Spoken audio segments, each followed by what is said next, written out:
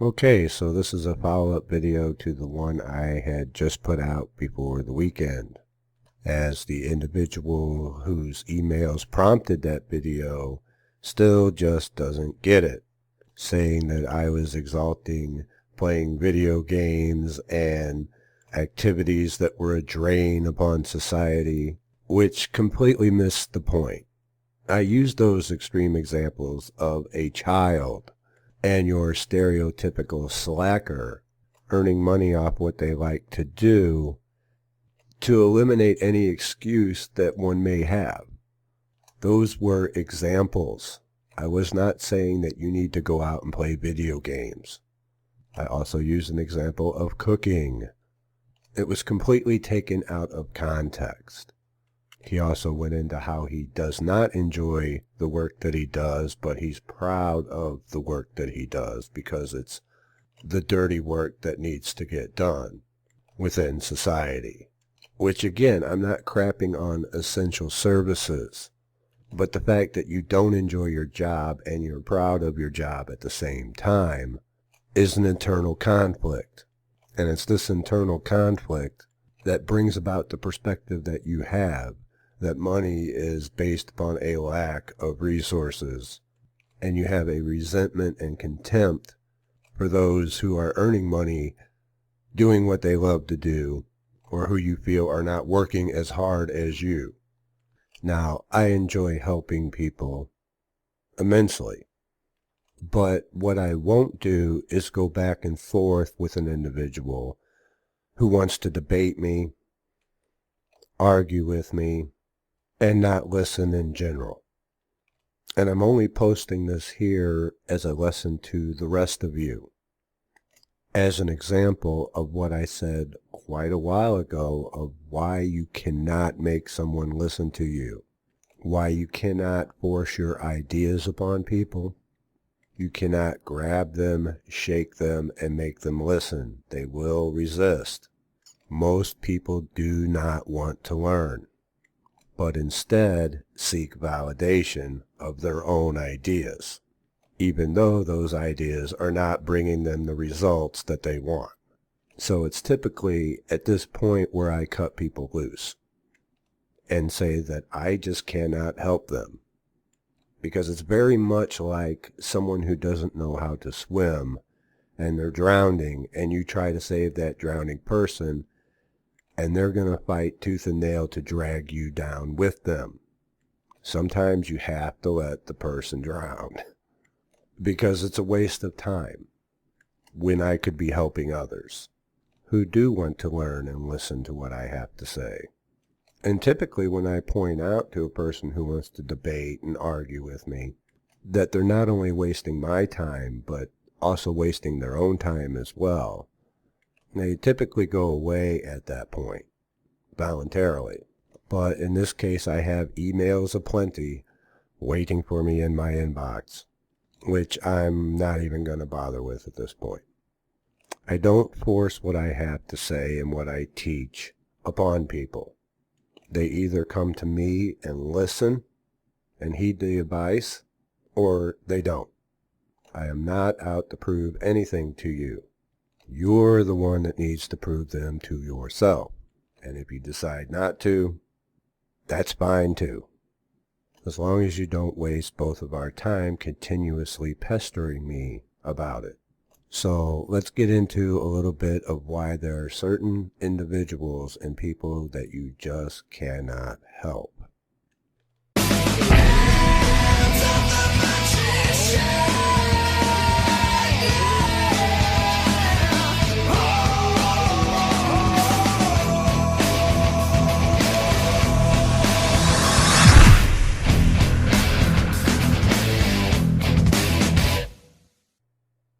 Now, previously I had talked about it's our own limiting beliefs that hold us back, which is true. But I should have added that even so, it's really not our fault, because we were brought up with these limiting beliefs, many of them. And thus we are all victims of circumstance due to our programming. But that does not mean that it's not our responsibility to change those circumstances and those limiting beliefs, or that it's okay to point the finger and blame others for our plight. And you see this a lot in the Baltimore riots and what happened near here in Ferguson. It really doesn't matter who you are or what the color of your skin is. If you go around selling drugs, robbing stores, and living the gangsta life, your odds of ending up in prison or shot by rival gangs, dealers, or the police dramatically increase. I mean, really, what did they expect would happen? There's only a couple of outcomes that those kind of life choices typically result in the long term. But nobody wants to take responsibility for themselves. They want to remain victims of circumstance. And if you remain a victim of circumstance, you will never progress. To be a victim of circumstance means that you have absolutely no control over your own life. The magician seeks to take control over his own life. And therefore, if you want to be successful in anything, you must rid yourself of the victim mentality. It is a mindset that you will never benefit from. It will keep you with those limiting beliefs. Oh, well, you know, Frater, I just didn't have a good education. I couldn't afford college. And fact, some of the wealthiest people in the world never finished school. The limiting beliefs that we were brought up with no longer serve us, but they make up the vast majority of people. And so, when you come across one of these people, they will want to debate you, argue with you, if you try to tell them the error of their ways. Another reason that silence is so important. And it's also why a lot of people in secret societies, even if they wanted to, won't come out and talk about these things, because they know people won't listen. Nick Farrell has a really great blog post over on his site that he had just put out, 10 tips for young occultists, and it's definitely worth a read. And I would go so far as to say that it's not only for young occultists, but for anyone wanting to aspire to mastery in their own field. But I thought I would go through a few of these with you and link to the article as well. Number 1, realize you know nothing. No one aged 20 to 30 knows anything about people, life, or has put in enough man-hours to understand magic. If you are training at that age, you are lucky and have more time to learn. Once you have a few years under your belt, you will have stories to tell. But even then, you will still know nothing and will have something to learn. Those people you think know nothing actually have pissed off far better people than you and stopped making the same mistakes you are doing 20 to 50 years ago. Even Jesus did nothing meaningful before he was 30, and he was supposed to be a god. 2. Stop talking. Your theories on occultism, magic, or anything are not really worth much. There will be people around you who know much more than you, and they will never speak while you are talking. While you are talking, you are only able to express your very limited understanding. 3. Listen. One of the things that's really good about the internet is that you have access to teachers who know what they are doing. If they are talking, listen. When you are listening, and I mean really listening, you remember it all. A lesson might be too advanced for you now, but it will go in and not be forgotten. Now, these 3 points here are very key, because a lot of people just don't listen, or they try to debate you or talk over you when they know nothing about what they're talking about. If Bob Proctor came to you and said, I would like to help teach you how to make millions of dollars, would you shut up and listen to what he has to say very intently? Or would you kind of half-ass listen, try to debate him on certain things, or even worse, cut him off while he's speaking to you, to look at your phone, to text a message to your friend? Sadly enough, this is what a lot of people do. And it's why others who actually would like to teach you won't teach you. Because they know how people are. People do not want to learn or to listen. Express themselves when that expression isn't worth anything. At least not in the context of learning. If you had Bob Proctor wanting to teach you the secrets of wealth, you'd be lucky to have him. As with anyone who's really wealthy wanting to tell you how they got it done. Those with a victim mentality have a hard time appreciating anything. Number 4, do not use questions to assert your own ignorance. Ask real questions related to the subject and its implications. Good teachers allow questions and debates because that is how they learn. Unquestioned teachers make emphatic statements which will have to be challenged later. And I agree with this up to a point. Now, I do take questions. In fact, I am flooded with questions all the time. And this is the basis for my mailbag segment, where I go to answer people's questions. And the previous video can be seen as a type of debate, but where I cut it off is when it gets to be this back and forth, where the original points that I made are completely sidestepped and taken out of context, such as you're exalting video game players. No, I wasn't. Because at that point it simply becomes a waste of time. Because I have learned to recognize the people who cannot be helped, that are not there to actually listen and learn, but to only express their own viewpoint and seek validation. And it also depends upon who wants to debate as well.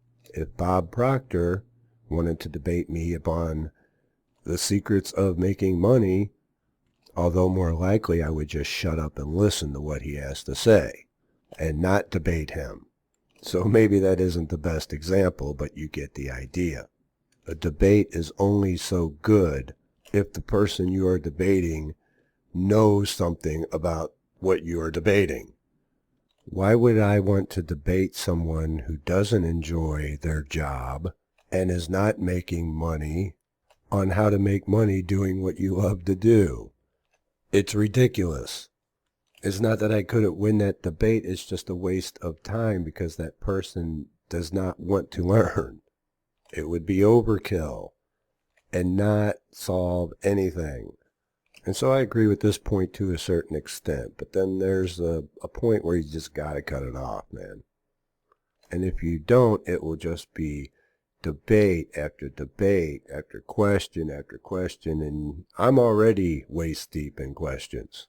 I simply do not have the time for a back and forth. 5. Realize that you are unimportant.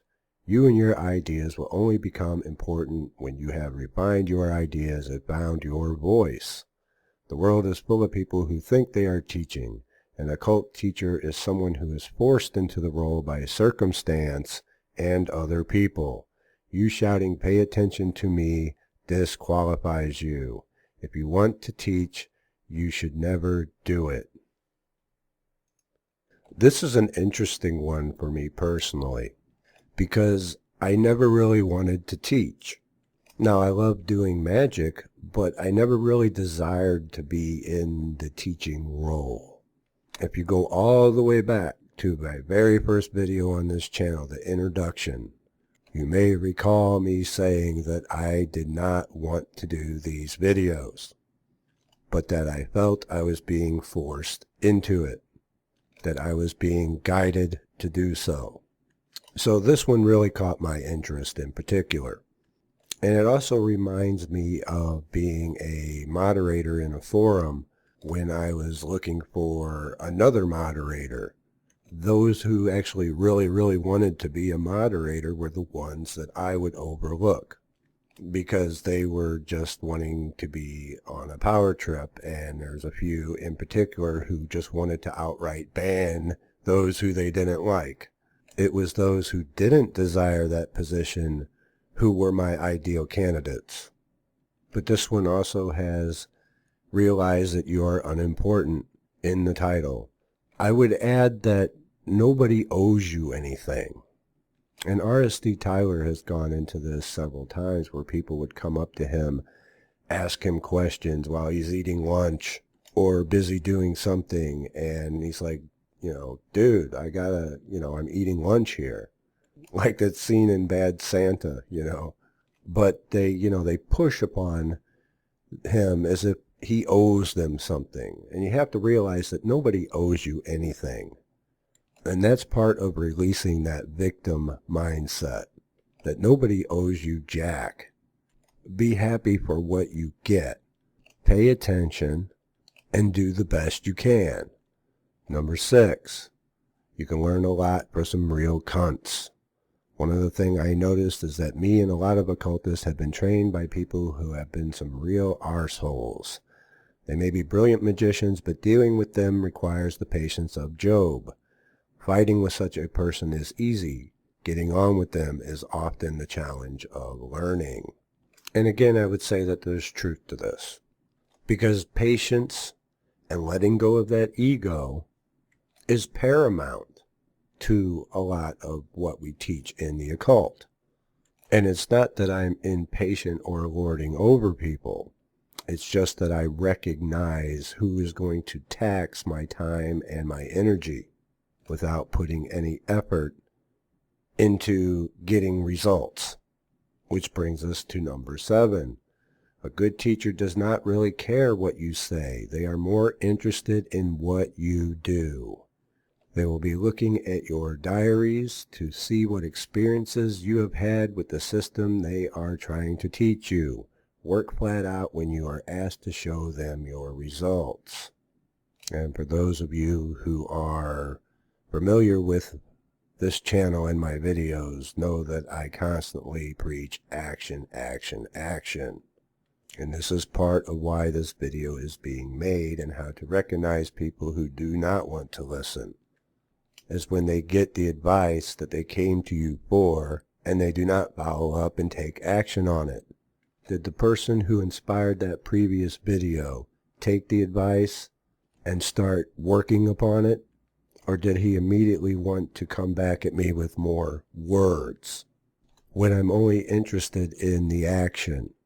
Now, if they've taken action and then want to come back with me and ask me things about taking that action, that's completely different. But to just entirely dismiss the advice and come back at me with more words on why they're right, to me reeks of excuse. And so for everyone out there, you need to understand that everyone believes they're right. Everyone, even if they don't have the answers, believes they have the answers. It's a pride thing. Ego. It's the student who is willing to learn who is humble. I don't know it all, but I know more than most. I'm continuously learning myself. It may surprise some of you to know that I am taking other magicians' courses, because sometimes it takes a different perspective for things to click.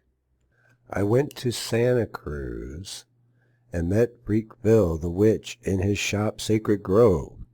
I mentioned his YouTube video in Frater Xavier, and he told me that you are going to take his classes. Ha.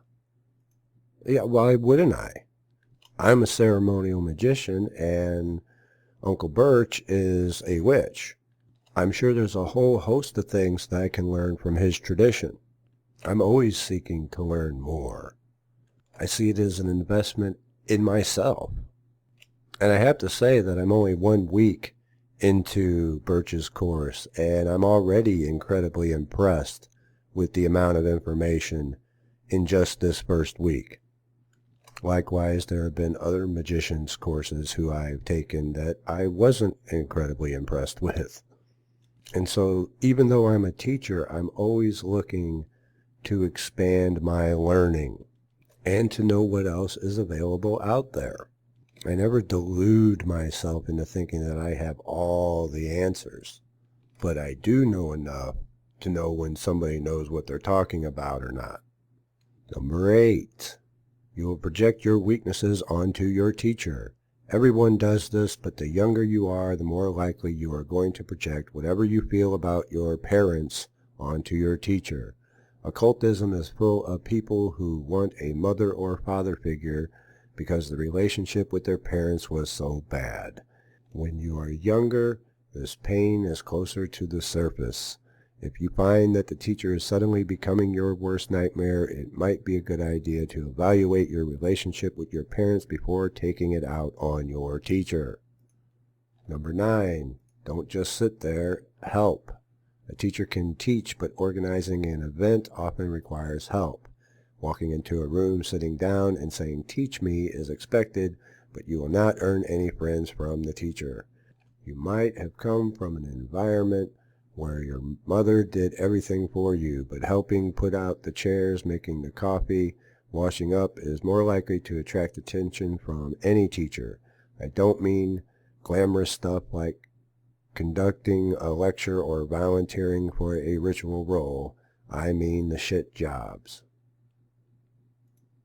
Number 10, never challenge the leader.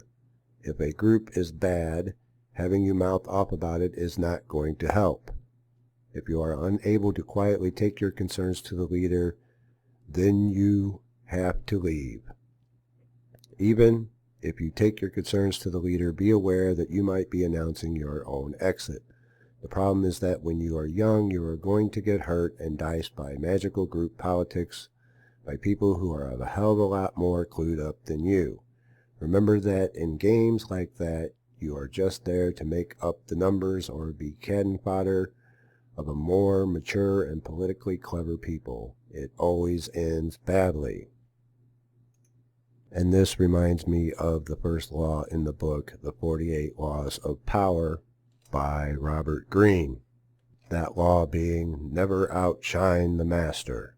And it goes into examples of how in olden days that those who did so were likely to have their heads cut off by the king when they outshone the master, the king or the queen, etc. And a lot of ways this book reads as a manual for how to be an asshole because it comes from a perspective of always being in competition with others. But there are several rules in this book that I do agree with, such as not hanging around negative people, that they will bring you down. All in all, it comes down to losing that victim mentality if you wish to progress. This is something that I've had to do as well. We are all born as victims of circumstance. We have had limiting beliefs passed down to us from our parents and from their parents before them, and within our environment as well. But it's the job of the magician to overcome those. And the first step is to lose that victim mentality. People are drawn to magic in order to gain more control over their life and their circumstances. And how are you able to do that when you have a victim mindset whose perspective is that they're not in control? You can't. The two don't go together. All the way back in the very first video when I said it doesn't matter if you agree with me or disagree with me. That is partially designed to avoid long drawn-out back and forth debates where nobody learns anything. If a person doesn't really enjoy their job but they're proud of the work that they do, that's fine, but why are you bringing that to me? You don't need my approval to do that. See, it's a form of validation seeking. This is someone who, in my opinion, would need to go all the way back to the very first video lesson, start over, and actually take the advice given and put it into action if they wish to progress. Because much of this video ties in with the stuff we learned all the way back then. Anyone familiar with R.S.D. Tyler's videos may have heard him discuss the hard case newbie, and to me this is one of those.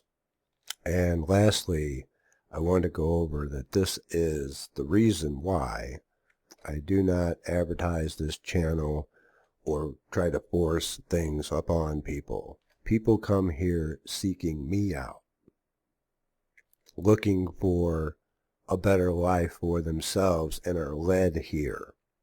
This is how it's worked from the beginning, and it's working. Because the vast majority of you listeners out there are people who want to learn and are not seeking validation or wanting to argue with me, etc. And for the hard cases out there, just know that I don't have the kind of time to waste on one individual person, as much as I do want to help you. So you can either learn and follow the advice or don't. Let's take it or leave it, really. Because everyone else wants to progress. And why should they be held back for me to have to deal with those individuals who do not? Anyway, I will be answering more questions in the mailbag next time.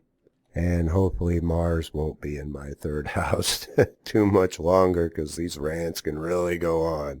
And that will do it for today. And I'll see you next time. Take care.